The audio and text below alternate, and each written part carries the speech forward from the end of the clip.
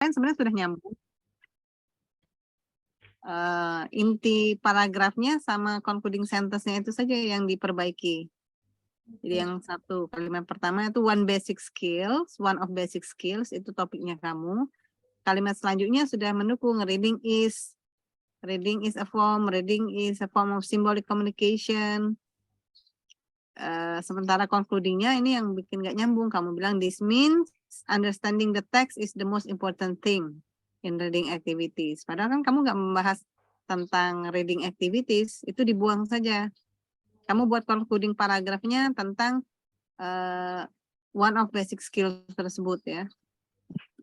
Kemudian paragraf keduanya, topiknya kamu reading has several purposes. Nah, kamu harus menjelaskan di kalimat selanjutnya itu tentang purposes dari reading. Concludingnya kamu malah this means that reading is the gateway to information and knowledge. Padahal kamu belum menjelaskan tentang several purposes-nya. Harusnya concludingnya sebutkan saja several purposes-nya apa misal can provide with information, extract information, apalagi yang kamu jelaskan. Cuma dua ya. Nah, harus ditambahkan. Kalau tidak ada nggak usah dipakai paragraf ini, malah bikin pertanyaan pas munakosah nanti. Kemudian lagi halaman ketiga, you say reading comprehension means understanding the author's message or constructing meaning. Penutupnya kamu, reading comprehension is the ability to read a text and read the meaning and message the author. Oh ya, oke lah ya, yang ini ya. Oke, we directly to chapter 2 untuk instrumen interview yang kamu buat punya si siapa nih namanya Alfarizi. Ada nggak kamu tulis di literatur review si Alfarizi ini? Alfarizi? Ya kan sumber nggak ada. Nggak ditulis nih. Harusnya ditulis karena kamu kan mengambil interview dari punya si Alfarizi. Kamu harus menyebutkan Alfarizi itu di chapter 2. Ini teorinya si Alfarizi sendiri atau dia ngambil punya orang? Alfarizi ini karena ini kan punya kakak tingkat ya? Iya, kakak tingkat. Siapa Alfarizi? Mem nggak hafal. Hanya siapa nih? Alfarizi Hanif Alfarizi. Oh, Hanif ya kamu ambilnya. Hanif ini kan belum ahlinya, belum masternya. Biasanya Hanif ini merujuk punya orang. Kamu sudah baca belum? Sudah, Mem. Nah, instrumen yang kamu pakai ini punya si Hanif, yakin Hanif yang buat. Pasti dia punya orang lain. Kamu harus baca punya si Hanif tuh. Ini punya siapa? Instrumen yang dia boleh. Yang dia boleh. Jadi gara-gara ada WA. Oke. Kamu harus baca lagi Alfarizi ini. Ini instrumen yang kamu pakai punya siapa? Bukan punya Alfarizi pasti. Alfarizi pasti mengutip punya orang. Kamu baca lagi instrumen ini punya siapa? Nanti jadi pertanyaan di munakosa. Kaget kau instrumen ini penting ya, istilahnya inti penelitian kamu nih ada di instrumen nanti. Kalau instrumennya jadi perdebatan, nanti kau disuruh ngulang sama dosen penguji munakosahnya. Jadi kau cari lagi lah ini ya. Instrumennya sudah oke, bagus, tapi ini punya siapa jadi perdebatan, bukan punya si Alfarizi Hanif ini. Pasti dia punya orang lain yang dia gunakan di sini dan punya si expert ini kamu letakkan di chapter 2.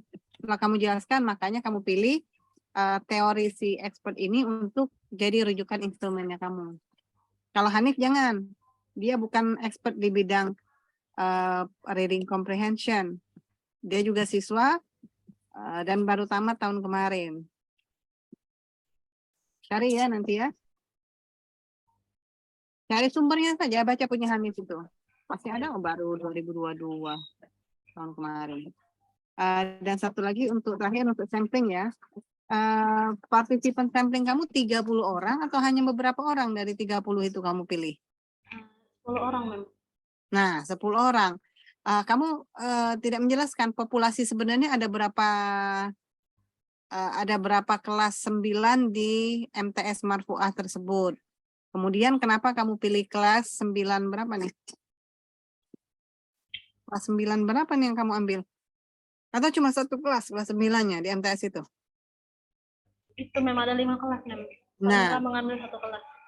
nah, kelas berapa yang kamu ambil ini? Seluruh perwakilan dari 5 kelas tersebut atau bagaimana? Perwakilan aja, Mem, dari seluruh 5 kelas tersebut. Nah, itu dijelaskan total populasinya berapa yang kamu ambil, yang mana, dan alasan kamu memilih homogeneous sampling ini apanya yang kamu ambil? Homogeneousnya dalam hal apa?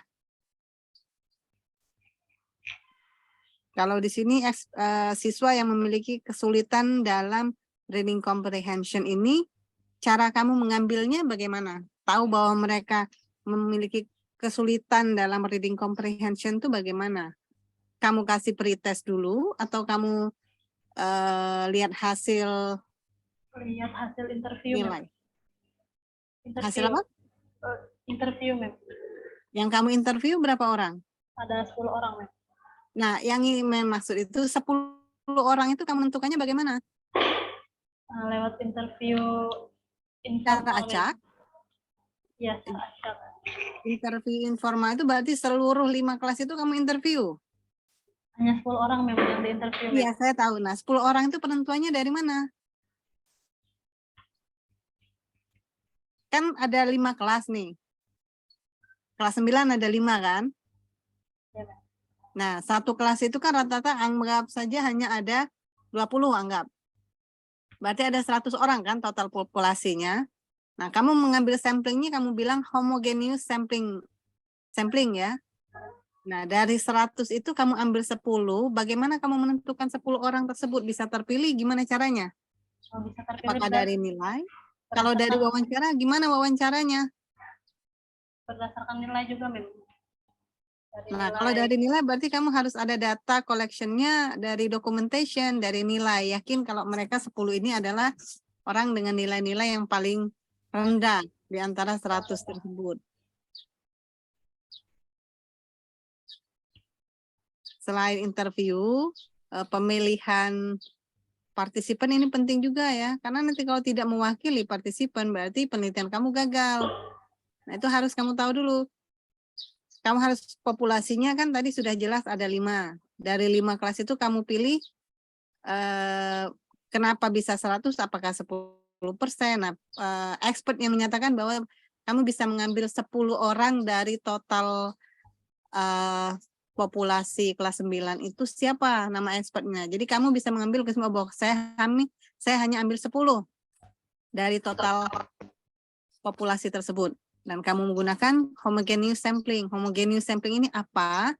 Kan di sini hanya bilang research select participant based on their membership in subgroups.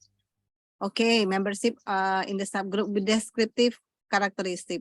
Yang gimana tuh descriptive karakteristiknya tidak kamu jelaskan. Sehingga kamu mengambil 10. Di sini kan kamu tidak jelas nih.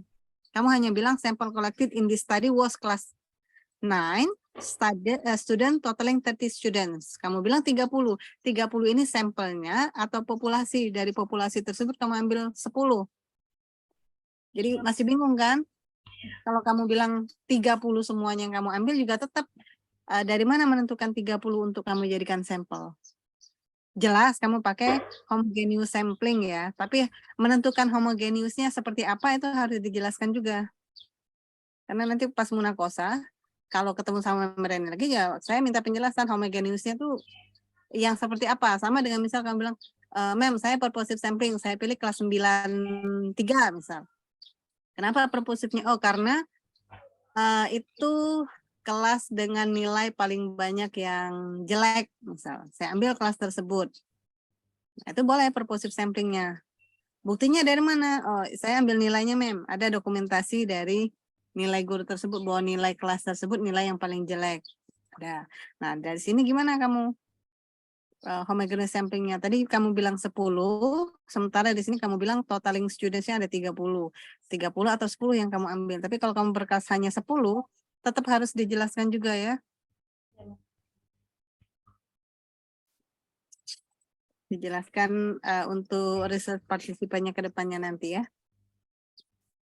Biar nanti masih mending kalau ini kan masih proposal.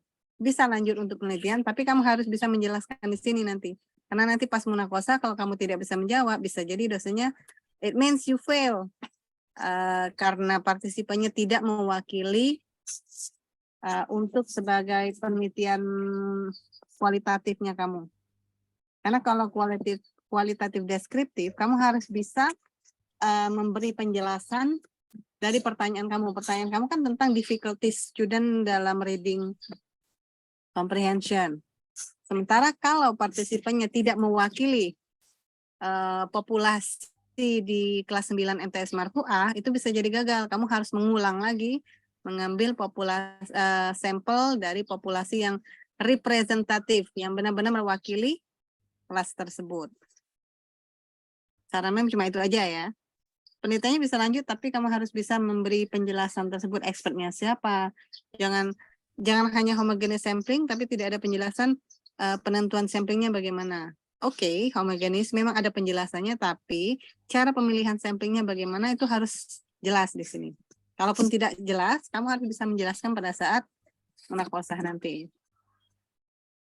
Paham ya, Sarmila ya? Oke, nge-freeze lagi Kak tuh.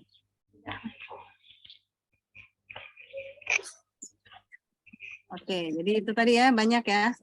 Jadi instrumennya harus dicari dulu siapa expertnya, bukan si Hanif, karena Hanif ini masih calon mahasiswa S1 juga pada saat dia membuat skripsi, dan itu pasti punya expert yang lain. Yang kedua tadi, ya, untuk totaling untuk partisipannya silakan cari teorinya, dan sehingga kamu bisa menentukan 10 atau memang 30. Kalau interview memang terlalu banyak kalau 30 orang ya untuk S1. Tapi kamu harus punya expertnya. Total populasinya tadi anggap saja 100, tapi kamu harus punya data. Ambil di sekolah tersebut datanya, berapa total populasi siswanya. Kelasnya ada 9, setiap kelas itu ada berapa. Kemudian kalau kamu memang homogeneous sampling, teorinya apa? Dari homogeneous itu berapa persen dari seluruh populasi yang kamu ambil. Itu aja dari meme, jadi nanti silakan pas revisi, bawalah perbaikannya. Usahakan sesegera mungkin, karena sebentar lagi mau puasa, lebaran, libur. Kalau terlena, bisa jadi penelitian kamu nanti bisa dikerjakan setelah semester berakhir. Karena ini Maret, April, Mei, Juni itu orang sudah bagi rapot.